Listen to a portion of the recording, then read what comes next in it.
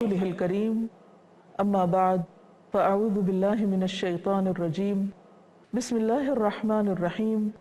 رب اشرح لی صدری ویسر لی امری واحلل عقدۃ من لسانی یفقہوا قولی۔ السلام علیکم ورحمۃ اللہ وبرکاتہ۔ آج ہم اس پر گفتگو کریں گے کہ جب انسان پر کوئی مشکل وقت آئے، مصیبت آئے، تکلیف آئے تو اس کا رویہ کیا ہونا چاہیے۔ دنیا میں کوئی انسان بھی ایسا نہیں جس پر کبھی کوئی مشکل نہ آئی ہو، کوئی تکلیف نہ آئی ہو۔ ہر انسان کو کسی نہ کسی طرح کے دکھ، مصیبت، تکلیف کا سامنا کرنا پڑتا ہے۔ خود اللہ رب العزت نے ہمیں قرآن مجید میں واضح طور پر بتا دیا کہ ایسا ضرور ہوگا، یعنی مشکل ضرور آئے گی۔ ارشاد باری تعالیٰ ہے سورۃ البقرہ آیت نمبر 155 میں وَلَنَبْلُوَنَّكُمْ بِشَيْءٍ مِّنَ الْخَوْفِ وَالْجُوعِ وَنَقْصٍ مِّنَ الْأَمْوَالِ وَالْأَنفُسِ وَالثَّمَرَاتِ، اور ہم تم کو ضرور آزمائیں گے، خوف سے، بھوک سے، جان مال پھلوں کی کمی سے۔ ایسا ضرور ہوگا، یعنی تکلیفیں آئیں گی، لیکن اس موقع پر پھر کرنا کیا ہوگا؟ یعنی انسان پہلے سے ہی اینٹیسپیٹ کرے یا پہلے سے ہی سوچ کر رکھے کہ حالات ایک جیسے نہیں رہیں گے، تبدیلی ہوتی رہے گی۔ ہر روز ہم اس کا تجربہ کرتے ہیں کہ صبح سورج نکلتا ہے اور شام کو غروب ہو جاتا ہے۔ 24 گھنٹے کے اندر ہم دن اور رات دونوں کا مشاہدہ کرتے ہیں۔ دن کو اللہ نے نہایت روشن بنایا اور رات کو وہ روشنی چلی جاتی ہے اور اندھیرا چھا جاتا ہے۔ اسی طرح انسان کی زندگی میں بھی دونوں طرح کے حالات ہوتے ہیں۔ کبھی اس کے دل میں خوشی کی لہر اٹھتی ہے اور دنیا اس کو روشن نظر آتی ہے، اور اسی انسان پر کبھی ایسا وقت آ جاتا ہے کہ اس کے دل پر غم کے اندھیرے چھانے لگتے ہیں۔ ان کیفیات میں انسان کو کرنا کیا چاہیے؟ اس سلسلے میں ہم دیکھتے ہیں کہ سورۃ التغابن کی آیت نمبر 11 میں اللہ تعالیٰ نے فرمایا وَمَا أَصَابَ مِن مُّصِيبَةٍ إِلَّا بِإِذْنِ اللَّهِ وَمَن يُؤْمِن بِاللَّهِ يَهْدِ قَلْبَهُ وَاللَّهُ بِكُلِّ شَيْءٍ عَلِيمٌ، کہ جو مصیبت بھی آتی ہے وہ اللہ کے اذن ہی سے آتی ہے، یعنی خود سے نہیں چلی آتی، اللہ کے اذن سے آتی ہے۔ اور جو شخص اللہ پر ایمان لائے تو اللہ اس کے دل کو ہدایت بخشتا ہے،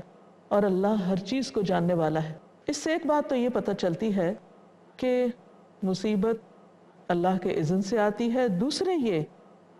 کہ مصیبت آنے کے بعد جس شخص کا اللہ پر ایمان ہوگا وہ اس مصیبت سے بہت احسن طریقے سے نبٹ لے گا۔ وہ مصیبت کو اپنے اوپر حاوی نہیں ہونے دے گا۔ مصیبت اس کے لیے خیر کا باعث بنے گی، اس کے ایمان میں اضافے کا باعث بنے گی، کیونکہ اس کے دل میں پہلے سے ایمان موجود ہے۔ تو یہاں سے ہمیں یہ بھی پتہ چلتا ہے کہ ایمان کتنی بڑی نعمت ہے اللہ سبحانہ وتعالیٰ کی، جو انسان کو مشکل وقت میں بہتر طرز عمل اختیار کرنے پر اکساتی ہے، اس کے لیے تیار کرتی ہے۔ ایمان دراصل انسان کی پوری شخصیت پر اپنے اثرات رکھتا ہے، یعنی ایمان محض دل کے اندر نہیں ہوتا، دل سے اس کی روشنی جسم کے باقی اعضاء کو بھی منور کرتی ہے۔ اور اس میں ہم دیکھتے ہیں کہ انسان کی خوشی اور غم کے پیمانے بدل جاتے ہیں، اس کی سوچ بدل جاتی ہے، وہ وقتی فائدوں کو زیادہ اہمیت نہیں دیتا، اور وقتی نقصان بھی اس کے لیے کوئی بہت بڑی چیز نہیں ہوتا، بلکہ وہ کل کے بڑے فائدے کو دیکھتا ہے۔ اس کا اس بات پر یقین ہے، ایمان ہے کہ اگر اس کو کانٹا بھی چبھے گا تو اس سے اس کے گناہ معاف ہوں گے، گناہ جھڑ جائیں گے، اور اس کے لیے ایک نیکی لکھ دی جائے گی جو آخرت میں اس کے بہت کام آئے گی، کیونکہ اللہ پر ایمان لانے کے بعد وہ اللہ کے فیصلوں کو بہترین طریقے سے قبول کرنے کے قابل ہو جاتا ہے۔ وہ دنیا کے فائدوں کو دیکھنے کی بجائے آخرت کے بڑے اور ہمیشہ کے پائیدار فائدوں کو دیکھنے لگتا ہے۔ اور یہ ایک حقیقت ہے کہ جو شخص بھی سچے دل کے ساتھ اللہ کو اپنا رب مان لیتا ہے پھر اس کا طرز عمل لازماً بدل جاتا ہے، اور اگر طرز عمل نہیں بدلا، خوشی اور غم کے اظہار کے طریقے نہیں بدلے، ان میں کوئی فرق نہیں آیا، تو پھر انسان کو اپنے ایمان کے اوپر توجہ دینے کی ضرورت ہے کہ وہ بہت ہی کمزور اور بیمار قسم کا ہے کہ جس سے اس کو کوئی طاقت نہیں مل رہی کہ وہ اپنے عمل کو بدل سکے۔ ایمان دراصل ہے کیا؟ اللہ پر پورا یقین، اعتماد اور بھروسہ کہ اللہ اپنے بندے پر مہربان ہے اور وہ اس کے حق میں جو بھی فیصلہ کرتا ہے وہ اچھا ہی کرتا ہے۔ اب دیکھیے کہ ایک ماں جو اپنے بچے کو محبت دیتی ہے، کمفرٹ دیتی ہے، اس پر شفقت کرتی ہے، اور بچہ اپنی ماں پر اعتماد کرنے لگتا ہے، تو پھر کیا ہوتا ہے کہ ماں اگر کسی وقت ڈانٹ بھی دے، اگر وہ ایک چپت بھی لگا دے یا کسی وقت وہ ناراض بھی ہو جائے، تو بھی بچہ پلٹ کر اسی کی طرف آتا ہے اور اس کو راضی کرتا ہے، کیونکہ اس کا اعتماد ہے اس بات پر کہ میری ماں مجھے بے وجہ نہیں ڈانٹتی، اور اگر اس نے میرے ساتھ سختی کی ہے تو یہ بھی میرے فائدے کی ہے۔ ایک عام انسان کے ساتھ معاملہ کرتے ہوئے ہم اس اصول کو سمجھ جاتے ہیں اعتماد اور بھروسے کی وجہ سے۔ جس کسی انسان پر بھی ہمارا بھروسہ ہوتا ہے، ہم اس کی طرف سے ملنے والی تکلیف کو بھی خوشی سے برداشت کر لیتے ہیں۔ لیکن یہ عجیب بات ہے کہ اللہ تعالیٰ کے ساتھ ہمارا معاملہ بالکل ہی فرق ہوتا ہے۔ اگر اللہ تعالیٰ کی طرف سے کوئی نعمت آتی ہے تو اس پر ہم پھول جاتے ہیں، اکڑنے لگتے ہیں، اپنے آپ کو بڑی چیز سمجھنے لگتے ہیں، تکبر میں مبتلا ہو جاتے ہیں، اور اگر کوئی تکلیف آئے تو بالکل ہمت ہار کے بیٹھ جاتے ہیں، کبھی لوگوں کو برا بھلا کہنے لگتے ہیں، کبھی اللہ تعالیٰ کے بارے میں بدگمانی کرنے لگتے ہیں۔ لیکن مومن کا طرز عمل اس سے بالکل مختلف ہوتا ہے۔ اسی طرز عمل کا یہاں پر ذکر کیا جا رہا ہے کہ وَمَن يُؤْمِن بِاللَّهِ يَهْدِ قَلْبَهُ، کہ جس دل میں ایمان ہوتا ہے اس کو اللہ تعالیٰ ایک ڈائریکشن دے دیتا ہے اور اس کی سوچ مثبت ہو جاتی ہے، وہ اس تکلیف کے اندر بھی خیر ڈھونڈنے لگتا ہے۔ عبداللہ بن مسعود نے اس آیت کے بارے میں کہا کہ یہ وہ شخص ہے کہ اگر اس پر کوئی مصیبت آتی ہے تو وہ اس پر بھی راضی رہتا ہے، یعنی صرف وہ نعمت کے ملنے پر ہی راضی اور خوش نہیں ہوتا، تکلیف کے موقع پر بھی وہ مطمئن رہتا ہے، اور وہ یہ سمجھتا ہے کہ یہ اللہ ہی کی طرف سے ہے اور اس کے فائدے میں ہے۔ تو آپ دیکھیے کہ اس شخص کی خوش قسمتی کا کیا ٹھکانہ کہ جس کو اپنے پرابلمز، اپنے دکھوں، اپنے تکلیفوں اور غموں کے ساتھ نبٹنا آ جائے، اپنے سٹریس کو مینج کرنا آ جائے۔ اس موضوع پر بڑی بڑی کتابیں لکھی گئی ہیں، سٹریس مینجمنٹ، اینگر مینجمنٹ، لیکن اللہ سبحانہ وتعالیٰ نے اس فارمولے کو صرف چند لفظوں میں ہمارے لیے واضح کر دیا کہ اس کا حل کیا ہے۔ اللہ پر ایمان، بھروسہ اور اعتماد اگر وہ ہوگا تو ہر چیز کے اندر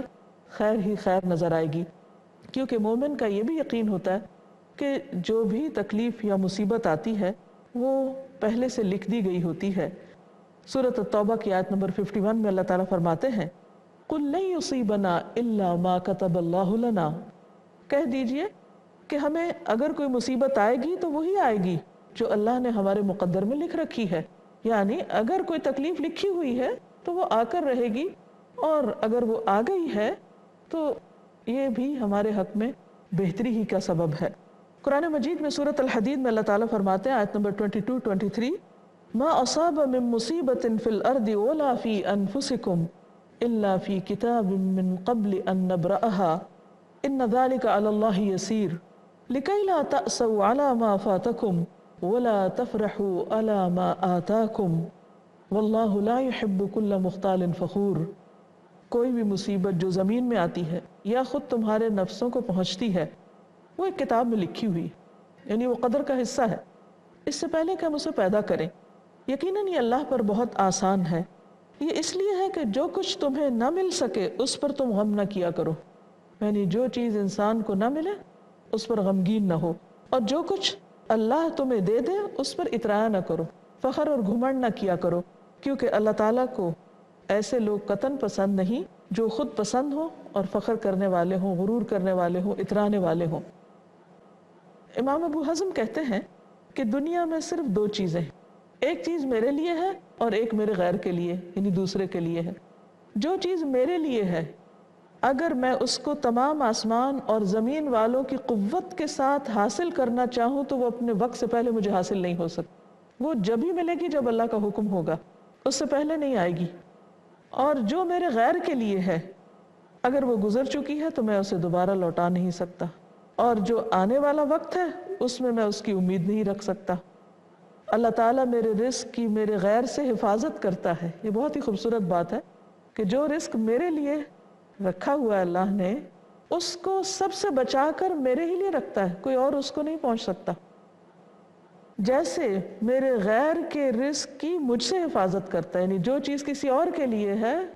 اس تک میں نہیں پہنچ سکتا، تو میں ان دونوں کاموں میں سے کس میں اپنی عمر ضائع کروں؟ یعنی اس چیز کے پیچھے بھاگوں جو مجھے ملنے والی ہے لیکن اس کا ایک وقت مقرر ہے۔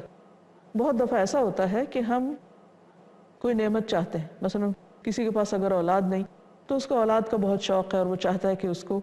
اللہ تعالیٰ اولاد کی نعمت دے، لیکن اس کے لیے ابھی کچھ تاخیر ہے اور اس میں بڑی حکمت ہے۔ تو اس تاخیر پر انسان بہت پریشان ہوتا ہے اور بعض اوقات تو مایوس ہونے لگتا ہے، حالانکہ وہ خیر بالکل ملنے ہی والی ہوتی۔ تو جب انسان یہ سمجھ جاتا ہے کہ جو کچھ مجھے ملے گا وہ اللہ کے اذن سے ملے گا، تو پھر اس کا دل قرار پا جاتا ہے، اس کے اندر صبر آ جاتا ہے، اطمینان آ جاتا ہے، وہ پرسکون ہو جاتا ہے۔ وہ صرف اس بات کے انتظار میں اپنی زندگی ضائع نہیں کرتا کہ وہ چیز کیوں نہیں مل رہی، کیوں نہیں مل رہی۔ اس کو معلوم ہے کہ اس کا رب بہتر وقت میں اس کو وہ چیز دے گا، لہٰذا اس انتظار کی پریشانی کی بجائے اس وقت کو وہ افضل کاموں میں لگانے لگتا ہے۔ اسی طرح یہ بات بھی بہت اہم ہے کہ بعض چیزیں ہمارے لیے ہوتی ہی نہیں اور اس میں بھی بڑی خیر ہوتی، تو اس کے پیچھے بھی انسان کو اپنی جان نہیں گنوانی چاہیے اور رو رو کے ہلکان نہیں ہونا چاہیے، یا دوسروں کو ملنے والی نعمتوں پر انسان کو جلس نہیں ہونا چاہیے، حسد کا شکار نہیں ہونا چاہیے، کیونکہ وہ اللہ نے اپنے فیصلے سے، اپنی رحمت سے ان کو عطا کی ہیں، وہ ہمیں نہیں دی۔ اور بعض چیزیں جو بظاہر دیکھنے میں جو دوسرے کے پاس ہوتی ہیں انسان کو بہت اچھی لگتی ہیں، اور وہ یہ بھول جاتا ہے کہ جس کے پاس جو چیز ہے اس کے ساتھ اس کے لیے کچھ آزمائشیں بھی ہیں، اس میں امتحان بھی ہیں۔ مثلا اگر کسی کے پاس اولاد نہیں تو اس کا ایک مسئلہ ہے صرف کہ اولاد نہیں، لیکن آپ دیکھیے کہ جن کے پاس اولاد ہے، بیٹے بھی ہیں، بیٹیاں بھی ہیں، ان کے لیے بے شمار مسائل ہیں، لیکن انسان اس چیز کو سمجھتا نہیں۔ وہ سمجھتا ہے کہ مجھے اولاد نہ دے کر اللہ تعالیٰ نے شاید مجھ پر ظلم کیا، حالانکہ ایسا نہیں ہے۔ وہ اس بات پر نظر رکھے کہ اللہ نے اس کو بہت ساری پریشانی اور دکھوں سے محفوظ بھی رکھا ہے اور اس کو بہت بڑے حساب کتاب سے بھی بچایا ہے۔ اسی طرح کسی کے پاس اگر مال ہے تو انسان کو بہت اچھا لگتا ہے اور انسان حسرت کرتا ہے کہ کاش میرے پاس بھی اتنا ہوتا، لیکن وہ یہ بھول جاتا ہے کہ اس مال کے ساتھ اس شخص کا حساب کتنا ہوگا اور اس کے ساتھ اس کے لیے مسائل کتنے زیادہ ہیں۔ تو انسان چونکہ صرف ظاہریت پرست ہے، جو چیزیں سامنے نظر آتی ہیں انہی کو ویلیو کرتا ہے اور پیچھے دیکھ نہیں پاتا، اس لیے پریشان رہتا ہے۔ ایسے میں جو چیز انسان کو قرار دے سکتی ہے، تسلی دے سکتی ہے، وہ صرف یہ کہ انسان اللہ پر ایمان رکھے، اللہ پر اعتماد کرے، بھروسہ رکھے اور یہ یقین رکھے کہ جو نعمت اس کو ملنے والی ہے وہ اس تک پہنچ کر رہے گی۔ جیسا کہ ایک اور موقع پر نبی صلی اللہ علیہ وسلم نے ابن عباس رضی اللہ تعالیٰ عنہ سے فرمایا کہ جان رکھو، اگر ساری دنیا مل کر بھی تمہیں نفع پہنچانا چاہے تو وہ تمہیں نفع نہیں پہنچا سکتی سوائے اس کے جو اللہ نے تمہارے لیے لکھ دیا ہے، اور اگر وہ سب مل کر تمہیں کوئی نقصان دینا چاہے تو تمہیں قطعاً نقصان نہیں دے سکتے سوائے اس کے جو اللہ نے تمہارے لیے لکھ دیا۔ قلم اٹھا لیے گئے، صحیفے خشک ہو گئے، یعنی اللہ کی بات جم گئی، لکھی گئی، اس میں اب کوئی تبدیلی نہیں ہونے کی۔ لہٰذا اپنے اندر یہ صلاحیت پیدا کرو کہ اللہ کے فیصلے کو قبول کر سکو، اور یہ قبولیت کا درجہ اسی قدر زیادہ ہوتا ہے جس قدر انسان کا ایمان زیادہ ہوتا ہے۔ اور یہ بات بھی یاد رکھنی چاہیے کہ کسی پر مصیبت آنے کا مطلب یہ نہیں کہ اللہ تعالیٰ اس سے ناراض ہے، کیونکہ جو لوگ اللہ کے جتنے زیادہ محبوب ہوتے ہیں ان پر اتنی ہی آزمائشیں زیادہ آتی ہیں۔ نبی صلی اللہ علیہ وسلم نے فرمایا، مومن کی مثال کھیتی کی طرح ہے کہ ہوائیں چل کر اسے ہلاتی رہتی ہیں، اسی طرح مومن پر بھی ہمیشہ مصیبتیں آتی رہتی ہیں، یعنی ہر مومن پر آتی ہیں، لیکن پھر اس آزمائش کے درجے ہیں۔ آپ صلی اللہ علیہ وسلم نے فرمایا، انسان پر آزمائش اس کے دین کے اعتبار سے آتی ہے، اگر اس کے دین میں پختگی ہو تو اس کے مصائب میں مزید اضافہ کر دیا جاتا ہے۔ بعض لوگوں کو یہ پریشانی ہوتی ہے کہ جب سے ہم نے اسلام قبول کیا یا ہم دین پر عمل کرنے لگے تو ہمارے لیے مشکلات زیادہ ہو گئیں، ہمارے اپنے بھی پرائے ہونے لگے، ہمیں فلاں مشکل کا بھی سامنا ہوا، فلاں کا بھی۔ تو یہ پریشانی کی بات نہیں ہے، یہ ایک طرح کی خوشخبری ہے کہ وہ اللہ تعالیٰ کے پسندیدہ بن گئے، کیونکہ جس سے اللہ تعالیٰ جتنی محبت کرتا ہے اس محبت کے مطابق اس کو آزماتا ہے۔ اور اگر کسی انسان کے دین میں کمزوری ہو تو اس کے مصائب میں بھی تخفیف کر دی جاتی ہے، یعنی کم کر دیا جاتا ہے ان کو، اور انسان پر مسلسل تکلیفیں آتی رہتی ہیں یہاں تک کہ جب وہ زمین پہ چلتا ہے تو اس پر کوئی گناہ باقی نہیں رہتا، کیونکہ ہر تکلیف اور مشکل اس کے گناہوں کو جھاڑنے کا ذریعہ بنتی ہے۔ ابو سعید خدری کہتے ہیں کہ میں نے رسول اللہ صلی اللہ علیہ وسلم سے پوچھا کہ آزمائش کے لحاظ سے سب سے سخت کون ہوتا ہے؟ فرمایا انبیاء۔ میں نے عرض کیا اس کے بعد؟ فرمایا علماء۔ میں نے عرض کیا پھر کون؟ فرمایا نیک لوگ۔ ان میں سے کسی کو جوؤں سے آزمایا جاتا ہے، یعنی کوئی جسمانی بیماری ہو جاتی ہے، یہاں تک کہ وہ ان کو مارتا رہتا ہے اور وہ ختم نہیں ہوتی، اور کسی کو فقر سے آزمایا جاتا ہے یہاں تک کہ وہ چھوٹی سی قمیص کے سوا کچھ نہیں پاتا، چنانچہ وہ اسے ہی پہن لیتا ہے۔ اور ان میں سے کچھ لوگ آزمائش پر اس سے زیادہ خوش ہوتے ہیں جتنا تم میں سے کوئی ایک کسی چیز کے مل جانے پہ خوش ہوتا ہے۔ یعنی جس شخص کے اندر واقعی ایمان جس کے دل میں راسخ ہو جاتا ہے، وہ مشکل کے آنے پر بھی ایک طرح کا اطمینان اور سکون محسوس کرتا ہے کہ یہ مشکل اس بات کی علامت ہے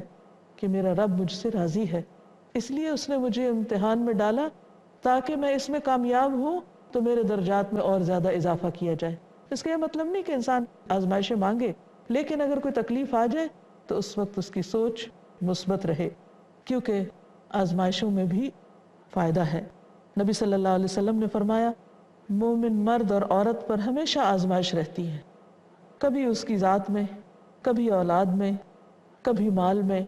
یہاں تک کہ جب وہ اللہ تعالیٰ سے ملاقات کرتا ہے تو گناہوں سے پاک ہو جاتا ہے، یعنی بالکل صاف ستھرا ہو کر اللہ سبحانہ وتعالیٰ سے ملاقات کرتا ہے۔ اسی طرح نبی صلی اللہ علیہ وسلم نے فرمایا کہ قیامت کے دن جب آزمائش والوں کو ان کی مصیبتوں کا بدلہ دیا جائے گا، انعام دیا جائے گا، تو اہل عافیت تمنا کریں گے کہ کاش ان کی کھالیں دنیا میں کینچیوں سے کاٹ ڈالی جاتی اور آج ان کو بھی اسی طرح اجر اور ثواب ملتا جیسے تکلیف والوں کو مل رہا ہے۔ تو ضروری ہے یہ بات کہ انسان تکلیف کے وقت صبر سے کام لے، لیکن صبر کا ایک اعلیٰ درجہ یہ ہے کہ صرف صبر ہی نہیں بلکہ اس پر بھی شکر ادا کرنے والا بنے۔ رسول اللہ صلی اللہ علیہ وسلم نے فرمایا بندہ مومن کے متعلق اللہ کی تقدیر اور فیصلے پر مجھے تعجب ہوتا ہے کہ اگر اسے کوئی بھلائی حاصل ہوتی ہے تو وہ اپنے رب کا شکر ادا کرتا ہے اور یہ اس کے حق میں بہتر ہوتا ہے، اور اگر اسے کوئی مصیبت پہنچتی ہے تو وہ اس پر بھی الحمدللہ کہتا ہے اور صبر کرتا ہے، جیسے کہ نبی صلی اللہ علیہ وسلم کا طریقہ تھا کہ جب تکلیف پہنچتی تو بھی فرماتے الحمدللہ علی کل حال۔ اور یہ بھی ایک بہت بڑی انسان کی خوش قسمتی کی بات ہے کہ تکلیف اور غم اور دکھ کے موقع پر انسان کو کوئی اچھی بات سوچ جائے اور انسان کو صبر کی توفیق مل جائے، جیسا کہ آیت میں آتا ہے نا وَمَن يُؤْمِن بِاللَّهِ يَهْدِ قَلْبَهُ، ایمان کی وجہ سے اللہ تعالیٰ اس کا دل تھام لیتے ہیں، اس کے دل کو رہنمائی دیتے ہیں۔ رسول اللہ صلی اللہ علیہ وسلم نے فرمایا بے شک انسان پر ڈالے گئے بوجھ اور تکلیف کے مطابق اللہ تعالیٰ کی طرف سے اس کے لیے مدد آتی ہے، اور آزمائش کے مطابق اللہ تعالیٰ کی طرف سے اسے صبر کی توفیق ملتی ہے، یعنی جیسا جیسا ایمان ہوتا ہے ویسی ویسی اس کو توفیق بھی ملتی چلی جاتی ہے۔ لیکن یہ بات یاد رہے کہ انسان آزمائشوں اور تکلیفوں سے بچ کر اللہ تعالیٰ کی عافیت کی دعا کرتا رہے۔ ہمیں مختلف دعائیں سکھائی گئی ہیں جن میں عافیت کی دعا بہت پسندیدہ ہے اور خصوصی طور پر صبح و شام پڑھنے کی تاکید کی گئی ہے۔ اللہم انی اسألک العافیت فی الدنیا والآخرہ، اللہم انی اسألک العفو والعافیت فی دینی و دنیای و اہلی و مالی،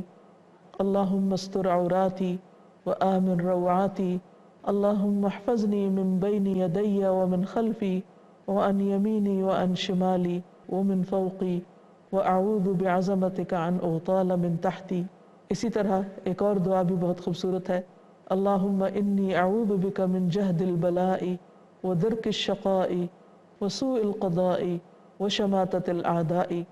اس دعا کا ترجمہ ہے اے اللہ بے شک میں آپ سے دنیا اور آخرت میں عافیت مانگتا ہوں، اے اللہ بے شک میں آپ سے درگزر کا اور اپنے دین، دنیا، اہل اور مال کی عافیت کا سوال کرتا ہوں۔ اے اللہ میرے عیب ڈھانپ دے اور مجھے خوف سے امن دے، اے اللہ میری حفاظت کر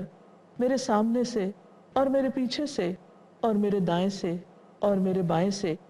اور میرے اوپر سے، اور میں پناہ چاہتا ہوں تیری عظمت کے ذریعے اس سے کہ میں نیچے سے ہلاک کیا جاؤں۔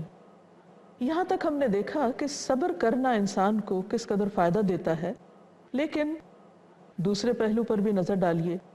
کہ اگر انسان کسی تکلیف کے آنے پر صبر نہیں کرتا، جزا فضا کرتا ہے، چیختا چلاتا ہے،